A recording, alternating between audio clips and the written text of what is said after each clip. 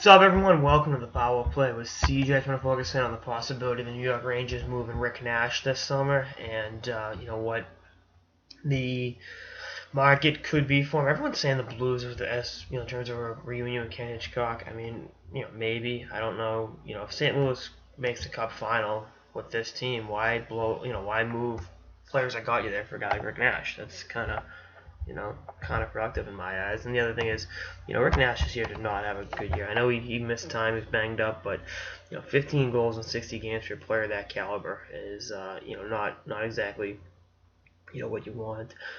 But you got to look at it. It just seems like his offense since he left Columbus. I know he had 40 last year, and his first year in New York scored at a 40-goal pace, but it just seemed like there was a little bit to be desired there.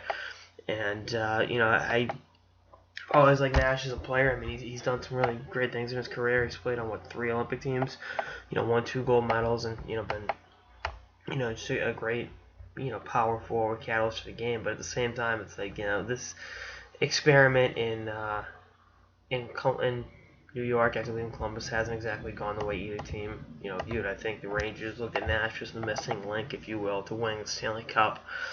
Hasn't been the case. I mean, he struggled mightily a lot in the playoffs.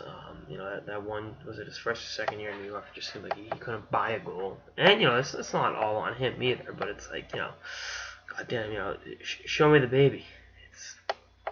It's kind of, you can say, tough breaks there and there, but when you're making $7.8 million a year, you got to bury those looks. So, we'll see how it all shakes itself up over this summer. But, I mean, again, I think there are teams that'll definitely be in on him. St. Louis, I mean, I know Nashville was interested in him at one point. The year he got traded to the Rangers. I know Carolina was in on him at one point. I don't think he'd accept a trade to Carolina.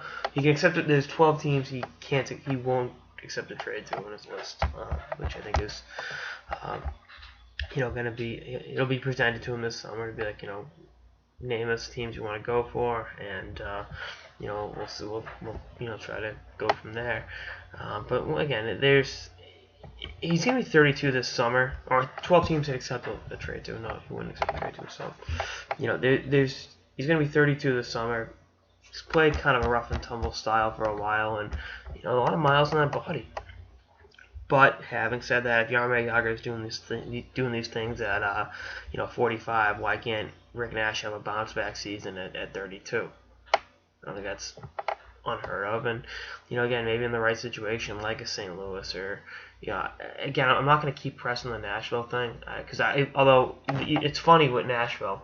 When Columbus drafted Ryan Johansson, they envisioned him being the center that they always wanted for Nash, to be that playmaker. And if that happens in Music City, that's an intriguing possibility. Because you look at the way Johansson's game has really taken off in the last few years. Obviously, struggled in the playoffs, but look at what he's become as a player. Since 2013, he's really emerged as being a really elite playmaking big center, and putting him on a line with Nash would be interesting, a reunion of sorts. But we'll see how this situation kind of sorts itself out in the next few months. I think they will be taking calls on him. I think they will go to Nash and say, if we get a deal, we can send you here. And we'll see. We'll see what happens.